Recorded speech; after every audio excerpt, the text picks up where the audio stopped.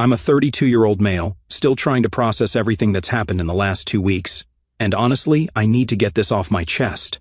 Also, I'm typing this from a hospital bed while hopped up on pain meds, so sorry in advance for any typos or if I ramble a bit. So, picture this. It's Thursday night around 9:00 p.m., and I'm still at my law firm because that's what being a partner means, kissing your social life goodbye and living on takeout and Red Bull. I just finished prepping for a major client meeting the next morning. Corporate law isn't exactly excitement central, but it pays the bills. The office was pretty much empty except for a few other tryhards and the cleaning crew.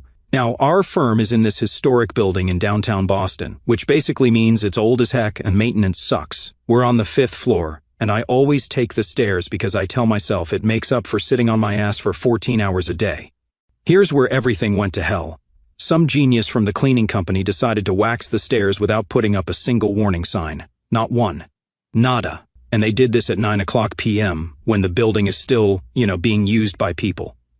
I'm walking down the stairs, checking my phone because opposing counsel just had to send that last email. Always that one guy who emails at 9:00 p.m. And the next thing I know, I'm doing my best impression of a ragdoll physics simulation. 2 flights of stairs. 2 flights. The security footage apparently looks like something out of a Tom and Jerry cartoon, or so I'm told. I still haven't worked up the courage to watch myself become a human slinky. I hit every step on the way down, pinballed off both walls, and landed in a heap at the bottom. The security guard found me passed out cold about 10 minutes later when he was doing his rounds. Damage report, a shattered hip. I didn't even know that was a thing before this. 3 cracked vertebrae, and a concussion that made me forget what day it was for about 48 hours. The doctors keep telling me I'm lucky I didn't end up paralyzed. Lucky, right? Because that's exactly how I feel right now, lying here in an adult diaper because I can't make it to the bathroom without help. Living the dream, folks. The EMTs who scraped me off the floor said if I'd landed just slightly differently, we'd be having a very different conversation right now. One of them actually said, and I quote, "At least you're a lawyer. You can sue the hell out of them. Like, thanks, Brad or Chad or whatever his name was." That's super helpful while I'm trying not to throw up from the pain. But here's the part that really gets me, and trust me, this is just the beginning of this cluster. The hospital called my emergency contacts right after I was admitted. Those would be my parents because apparently I never updated my forms after law school. Note to self, fix that if I ever get out of here. You'd think your folks would rush to the hospital when they hear their son nearly became a permanent resident of Wheelchair City, right? Wrong. Dead wrong. Their response? "Oh, we're kinda busy right now, but keep us updated." Busy. They were busy. I'm lying here with enough metal in my hip to set off airport security for the rest of my life, and they're busy because my younger brother, Jake, is giving some big presentation to investors about his latest groundbreaking crypto project. But we'll get to Jake later because, holy hell, that's a whole other level of this family drama that I'm still trying to process. The worst part? This isn't even surprising. Like, I made partner at 30 at a top 50 law firm in Boston. You know what my parents said when I told them? "Oh, that's nice, honey. Did you hear about Jake's new startup? Or he's really going places." Yeah, going places, all right, but I'm getting ahead of myself. So, here I am, day 14 in the hospital, typing this out on my phone because I can't sleep, and the pain meds are making me philosophical or something. The nurses are cool, shout out to Steve on the night shift who sneaks me extra Jell-O, but man, hospital beds were not designed for 6'2" dudes with broken everything. My firm's been surprisingly decent about the whole thing. They're covering all my cases, and the managing partner even sent a fancy fruit basket because nothing says sorry you almost died in our building like overpriced pineapple. The building management company's lawyers have already reached out about a settlement, which is hilarious because, I am a lawyer. Do they think I don't know exactly how much they screwed up? But that's not even the real story. The real story is what happened next because apparently the universe decided that a shattered hip and spinal injury wasn't enough drama for 1 month. My family? Well, let's just say things are about to get way more complicated. Let me give you a bit of background about my family situation. Since I'm still stuck in this hospital bed with nothing but time and morphine, let's dive into this cesspool of dysfunction. Picture this, Newton, Massachusetts, early 90s, upper middle class suburb, where everyone's kid is apparently going to cure cancer or become president. My parents, Linda and Robert, who I'm just going to call Lander because typing one-handed sucks, were your typical suburban power couple. Dad's an accountant, mom's a real estate agent, and they had their life plan all mapped out. 2 perfect sons who'd grow up to be exactly what they wanted. Then there's me, their firstborn.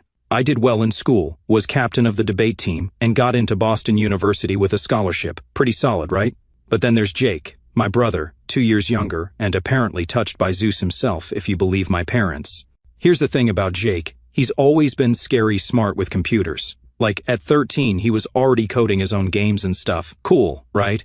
Except my parents took this and ran with it to an absolutely insane degree. Every little thing he did was treated like he was inventing the next Facebook. He'd make a basic website. They'd invite the whole family over to marvel at it. He'd write a simple app. They'd tell everyone their son was the next Steve Jobs. Meanwhile, I'm busting my ass through BU, then getting into Boston College Law, which, by the way, is not exactly a slouch school. I made law review, graduated near the top of my class, and landed a job at a prestigious firm. You know what my parents said when I made partner at 30? That's nice, honey. Did you hear Jake's teaching himself blockchain development? I still remember the day I won my first major case as lead counsel. It was a complicated corporate merger dispute, made the local business news and everything. I called home, excited to share the news, and my mom literally, I kid you not, interrupted me to talk about how Jake had just started his third startup. His first two had failed spectacularly, but apparently that was just part of the entrepreneurial journey. My actual success? Meh. Let me give you a typical family dinner example from last Christmas. Jake shows up 2 hours late because apparently entrepreneurs don't believe in time, wearing a hoodie that probably cost more than my first car. He starts talking about his new crypto platform that's going to revolutionize digital ownership or whatever buzzword soup he was serving that day. My parents are hanging on every word like he's delivering the Sermon on the Mount. Me? I try to mention that I just closed a $50 million deal for a major tech company, kind of relevant to the conversation, right? Mom literally shushes me, a 32-year-old partner in a law firm. Honey, Jake's explaining blockchain to us, like I'm some kid interrupting the adults. And the money. Oh God, the money. Every time one of Jake's startups failed, which was about once every 18 months, my parents would invest to help him get back on his feet. Their retirement fund? What retirement fund? It all went to Jake's ventures. But when I needed help with law school loans, sorry honey, you need to learn financial responsibility. The real kicker, Jake's never had a real job. Not once. He's gone from failed startup to failed startup, living off investor money and our parents' retirement fund. Meanwhile, I've been working 80-hour weeks since law school, built a legitimate career, and managed to save enough to buy a nice condo in Back Bay. But somehow, I'm the underachiever. You want to know how bad the favoritism is? When I made partner, my parents forgot to come to the celebration dinner. Their excuse? Jake needed help setting up his new home office. But when Jake registered his latest LLC, they threw a party. Catering, champagne, the works. They even made a speech about how proud they were of their entrepreneurial son. One time, I overheard my mom on the phone with her sister, talking about how Jake was changing the world while I was just a lawyer. Just a lawyer. Because apparently, helping actual businesses navigate complex legal issues is nothing compared to creating another doomed crypto startup. I know what you're thinking, why not just cut them off? Trust me, I've thought about it. But family is complicated. Plus, I always held on to this stupid hope that maybe, just maybe, they'd eventually see me too, not just as Jake's less interesting older brother, but as someone who'd actually made something of himself. But after this accident, after they couldn't even be bothered to visit their son in the hospital, something broke. And then, when everything went down with Jake's latest venture, which I'll get to in the next chapter because, holy hell, that's a whole other level of mess. Let's just say sometimes rock bottom has a basement. So, there I am, lying in the hospital bed right after surgery. The doctors had just finished putting enough metal in my hip to build a small robot, and I'm floating in and out of consciousness thanks to the good stuff they're pumping into my veins. The first thing I remember clearly is the nurse checking my emergency contacts and saying, "We've reached your parents. They've been notified of your condition." You know that feeling when you're a kid and you're hurt and all you want is your mom? Yeah, turns out that doesn't go away, even when you're a 32-year-old lawyer who argues with multinational corporations for a living. I kept watching the door, expecting them to rush in any minute. I mean, their son just fell down 2 flights of stairs and nearly became a quadriplegic. That's drop everything and run territory, right? The first day passed. Nothing, not even a text. The nurse kept saying, "I'm sure they're on their way." I managed to get my phone from my personal effects, shout out to the angel of a nurse who charged it for me, and started texting them updates. "Hey, surgery went okay. Doctors say I'm lucky, read at 2:34 p.m. Hip's pretty messed up, might need more surgery, read at 4:15 p.m. Would be nice to see you guys, read at 7:45 p.m. Their responses? Let me share these gems with you. Dad, glad you're okay, sport. Bit busy with Jake's thing, keep us posted. Sport. I'm 32 years old, and he calls me sport while I'm in the hospital. Mom, oh honey, that sounds rough. Jake's nervous about his presentation, sending healing thoughts, because, apparently, her healing thoughts are just as good as actually showing up. You want to know what's really fun? Trying to use a bedpan when you have a shattered hip and 3 cracked vertebrae. Know what's even more fun? Doing it without your family there to advocate for you or help coordinate with the nurses. Thank God for my colleague Sarah from the firm, who came by every day after work to help me deal with insurance paperwork and bring me actual edible food. Day 2, more silence. I could see on Instagram that Mom was busy helping Jake pick out his power suit for the investor meeting. She posted like 6 stories about it. Proud mama, entrepreneur, boss baby. He's 30 for God's sake. Day 3, Dad sent a WhatsApp message asking if I could look over some contracts for Jake's presentation when you're feeling better. I wish I was making this up. Day 4, Mom finally called for 45 seconds to ask if I could transfer some documents from my work computer for Jake's presentation. I told her I was literally in the hospital. She said, "Oh right, that happened. Feel better, sweetie," and hung up. The nurses started giving me these pitying looks. You know, the ones where they're trying to be professional, but you can tell they're thinking, damn, your family sucks. One of them, Maria, actually sat with me during her break on day 5 because she could tell I was losing it. She shared her pudding cup with me and everything. Imagine being such parents that hospital staff feel compelled to parent your 32-year-old son. Here's the real kick in the teeth, though. You know how hospitals have those whiteboards in your room where they write the date, your nurse's name, and your daily goals? On day 6, my goal was to sit up unassisted for 10 minutes. Meanwhile, my parents were posting all over Facebook about Jake's life-changing presentation and how he was revolutionizing the future of digital finance. I finally broke down and called my cousin, Mike, who lives about an hour away. He came to visit that evening, and that's when I found out what was so important that my parents couldn't be bothered to visit their critically injured son. But that revelation deserves its own chapter because, holy hell, you guys won't believe what Jake was actually up to. The worst part? I kept making excuses for them in my head. Maybe they were really busy. Maybe they didn't understand how serious it was. Maybe they thought I was tougher than I am. Classic abuse victim mentality, right? Shout out to my hospital therapist for that insight. You know what finally broke me? On day 7, I overheard 2 nurses talking outside my room. One asked why my parents never visited, and the other said, "Oh, the hospital called them right after he was admitted." The mom said they were too busy with their other son's business meeting and asked if we could just send updates by text. Let that sink in. Their son is in the hospital with potentially life-altering injuries, and they asked for updates by text because they were busy with Jake's PowerPoint presentation. After that, Mike shows up around dinner time on day 6 of my hospital stay, looking uncomfortable as hell. He's always been the family peacekeeper, so seeing him fidget with his car keys, I knew something was up. After some awkward small talk about my injuries, yes, Mike, my hip still hurts like a bitch, thanks for asking.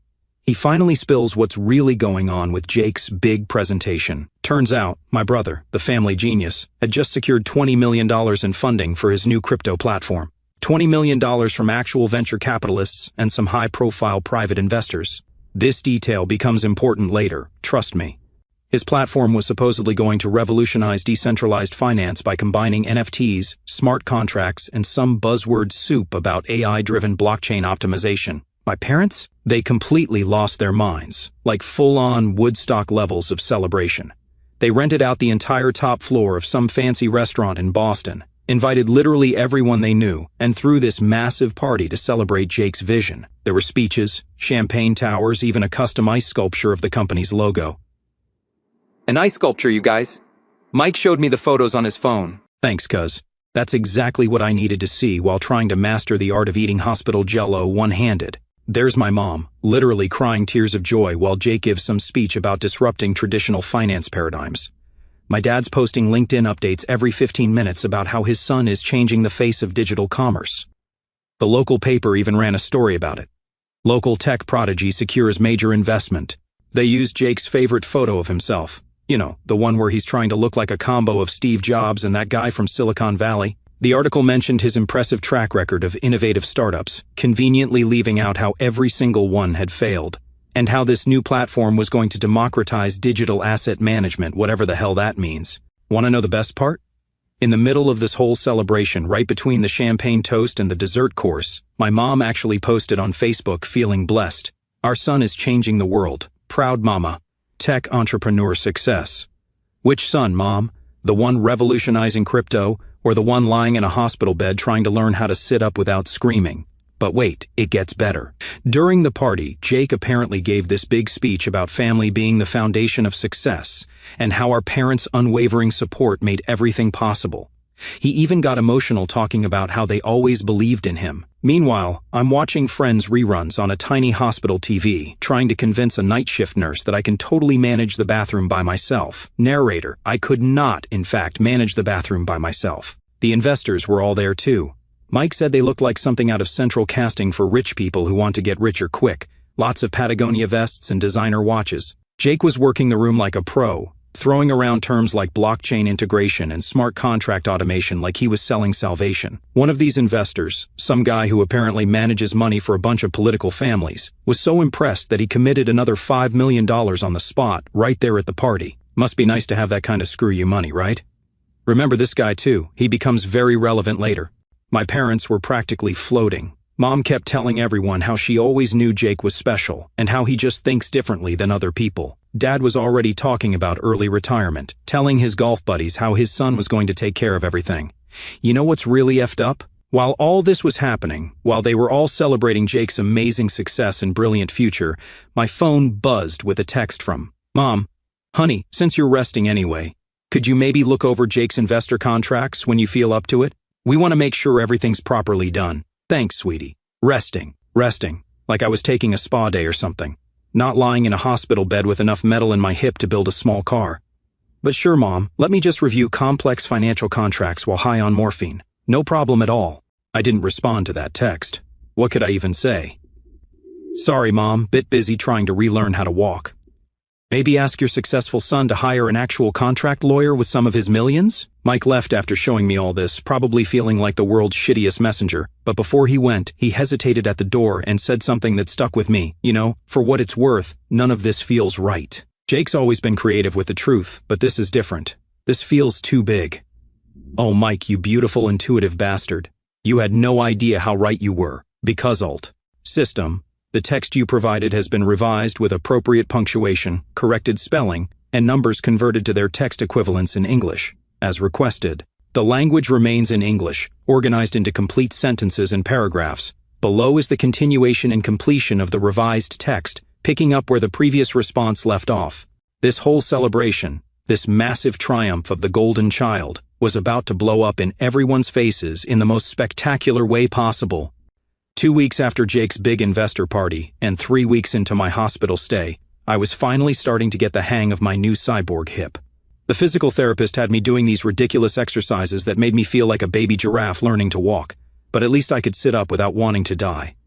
That's when everything went sideways. It was a Tuesday morning. I remember because I was watching the morning news, feeling pretty good about managing to eat breakfast without dropping anything, when my parents burst into my hospital room like they were being chased by wolves. No call ahead, no text, nothing. Just burst in while I was trying to figure out how to eat Jell-O without looking like a toddler. The first thing that hit me was how different they looked from the photos at Jake's party. Mom's perfect blonde highlights were growing out, her designer outfit was wrinkled, which, if you knew my mom, was like seeing a unicorn, and she wasn't wearing any makeup, another red flag. Dad looked like he'd aged 10 years in 2 weeks. His usually pristine golf polo was replaced by what looked like yesterday's clothes. But here's the real kicker. They brought flowers, a sad, half-dead bouquet that still had the $9.99 Walgreens sticker on it. After 3 weeks of nothing, they show up with discount flowers that looked like they'd been sitting in their car for days. Mom tried to hug me, which was awkward as hell considering I still had tubes everywhere and couldn't move without wincing. Dad stood by the window, fidgeting with his phone like it held the secrets of the universe. The silence was so thick you could cut it with a scalpel. Finally, Mom broke down crying. Not the pretty crying from Jake's party photos, but the ugly, mascara-running, snot-dripping kind. Between sobs, the story came out, and holy hell, you guys. Remember that brilliant crypto platform that was going to revolutionize digital finance? Turns out it was about as real as my chances of running a marathon next week. The SEC had frozen all of Jake's company accounts. The FBI was involved. Those high-profile private investors, they included 3 senators' kids and a governor's nephew. But wait, it gets better. Jake hadn't just been running a garden-variety crypto scam. No, my genius brother had somehow convinced these people that he had developed an AI algorithm that could predict crypto market fluctuations with 97% accuracy. He showed them fake trading histories, manufactured returns, the whole 9 yards. The $20 million wasn't going into platform development. It was going straight into paying off earlier investors and funding Jake's market research. Red, his Tesla, his downtown condo, and apparently a yacht share I didn't even know about. Mom was still crying, mascara creating what looked like war paint on her cheeks, when Dad finally spoke up. "Son," he said in that tone that always preceded him asking for something, "we need your help." Turns out they'd already blown through their retirement fund paying for Jake's initial legal fees. The house was mortgaged to the hilt. They'd even taken out personal loans to help him maintain his successful entrepreneur image, all because Jake had a vision. Now they needed me, their backup son, the boring old corporate lawyer, to ride to the rescue. They wanted me to represent Jake, to work my legal magic, Dad's actual words, and make this all go away. Mom even had the audacity to say, "This is your chance to really help the family." I just lay there, tubes coming out of my arm, still unable to walk without assistance, and listened as they explained how I could redeem myself by saving Jake. Not one mention of my injuries, not one question about my recovery, just straight to how I could fix their golden child's latest mess. The kicker? While Mom was mid-plea about family loyalty, a nurse came in to change my bandages. She took one look at my parents, whom she'd never seen before despite working my case for 3 weeks, and said, "Oh, you must be the family." I was beginning to think our patient was an orphan. The silence that followed was so thick you could have built a crypto platform on it. But the real gut punch came when Mom tried to defend themselves. "We've been so busy dealing with Jake's situation," she started, and I swear to God the nurse's eyebrows nearly flew off her face. Even Dad had the decency to look embarrassed. That's when I realized something. This wasn't just about Jake's fraud or my parents' favoritism anymore. This was about a lifetime of being the family's backup plan, their safety net, their in-case-of-emergency break-glass option. And now the emergency had come. So, there I was, still in my hospital bed, watching my parents literally implode in front of me. The nurse's comment about thinking I was an orphan was still hanging in the air like a bomb waiting to go off. But here's the thing about being stuck in a hospital bed for 3 weeks. You have a lot of time to think, and boy, had I been thinking. Dad started pacing the room, launching into what I'm sure he thought was a compelling pitch about family loyalty and stepping up in times of crisis. But I couldn't stop staring at that pathetic Walgreens bouquet they'd brought. 3 weeks. It took them 3 weeks and a federal investigation to bring me dying flowers. Here's where it gets interesting. Mom pulled out a folder, an actual manila folder, like we're in some 1980s legal drama, and started laying out what they needed from me. Turns out, they didn't just want legal representation, they wanted a full-scale miracle worker. Let me break down exactly what they were asking for, because this is where my legal brain started short-circuiting. They wanted me to, 1, take over Jake's defense, despite the fact that I'm a corporate lawyer, not a criminal defense attorney. 2, use my connections to make the SEC investigation go away, because apparently they think law works, like a mob movie. 3, help them hide assets before they get frozen, literally asking me to commit fraud to cover up fraud. 4, talk to the investors, many of whom are connected to politicians, and explain it was all a misunderstanding. Oh, and the best part? They wanted me to do this all pro bono because family helps. I started laughing. Not a normal laugh, one of those unhinged, morphine-assisted laughs that probably made me sound like a supervillain. My parents looked at me like I'd lost my mind, which just made me laugh harder. "Let me get this straight," I said, trying to sit up straighter despite my hips screaming in protest. "You couldn't be bothered to visit your own son in the hospital for 3 weeks, but now you want him to risk his law license, his entire career, to save your precious Jake from consequences?" Mom tried to interrupt with some BS about how they were dealing with a lot, but I was on a roll. 20 years of being the backup child, of being the responsible one, of watching them clean up Jake's messes while I fought for every scrap of attention.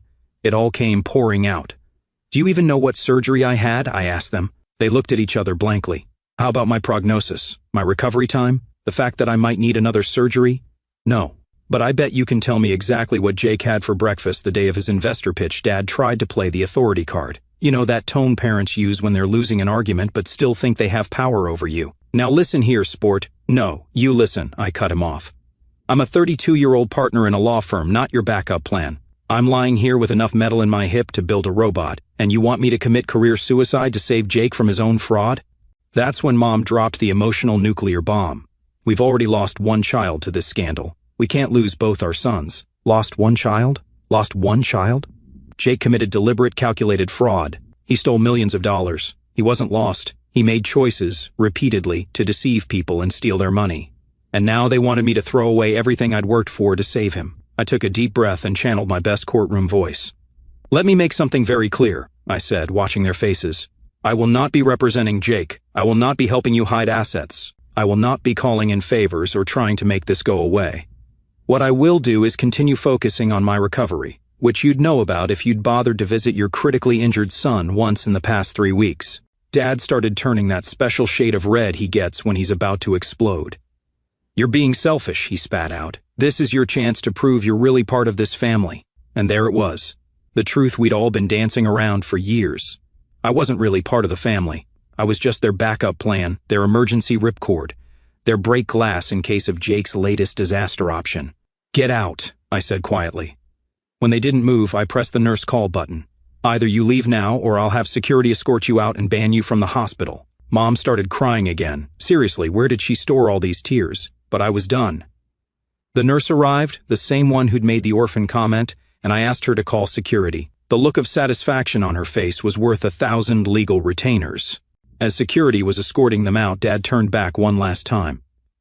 "You'll regret this when we're gone." "Better than regretting it when I'm disbarred," I called after him. Then immediately had to take more pain meds because getting righteously angry is hell on broken ribs. "I'll update you guys when I find out what really went down with Jake. Stay tuned."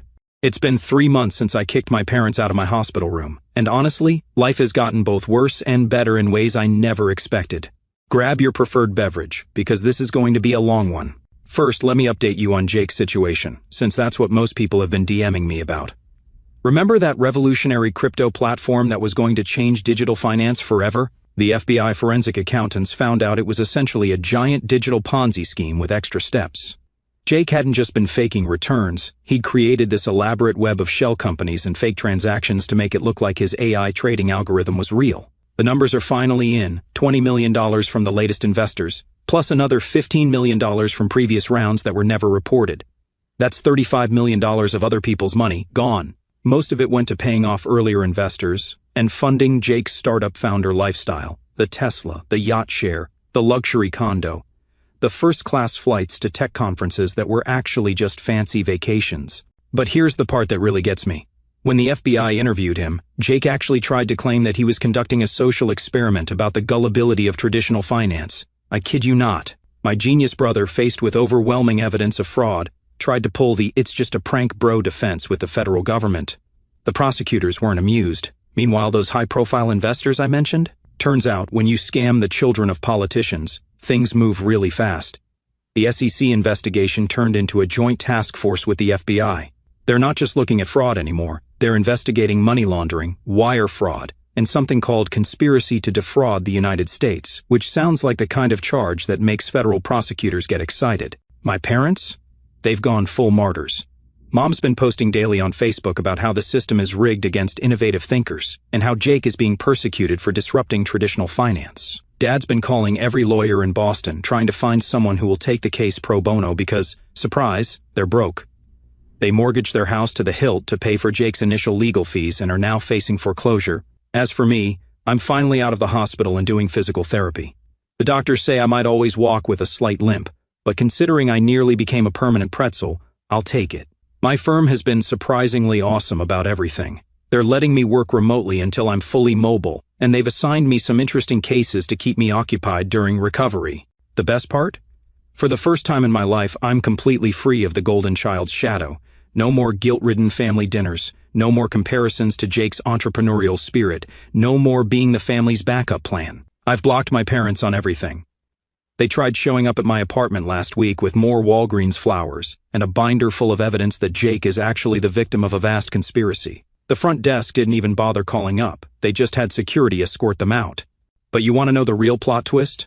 Jake tried to contact me from jail. He had one of his friends bring me a letter. It was 16 pages of him explaining how he got in over his head, how he never meant to hurt anyone, and how he's always looked up to my ethical standards. Apparently, now that he's facing serious time, my boring legal career doesn't seem so worthless anymore. I took great pleasure in marking that letter returned to sender. The prosecutor handling Jake's case reached out to ask if I'd be willing to provide testimony about some of Jake's previous business ventures that I'd witnessed. I agreed. Mom found out and sent me a 5-page email about how I'm destroying the family. I printed it out and added it to my Why I Made the Right Choice folder. You know what's funny? All those years of feeling like I wasn't enough, like being a successful lawyer, somehow made me the family disappointment. It wasn't about me at all, it was about them. Their need to believe in Jake's genius was stronger than their ability to see reality. And now, reality is calling in its debt. So, here I am, 32 years old, learning to walk again, rebuilding my life without the weight of being the family's second choice. My hip hurts like hell some days, but you know what doesn't hurt anymore? My soul. Too cheesy? Blame the painkillers. Jake's looking at 15 to 20 years if convicted on all charges. My parents are facing bankruptcy and foreclosure. The family's reputation is in shambles. And me? I'm finally free.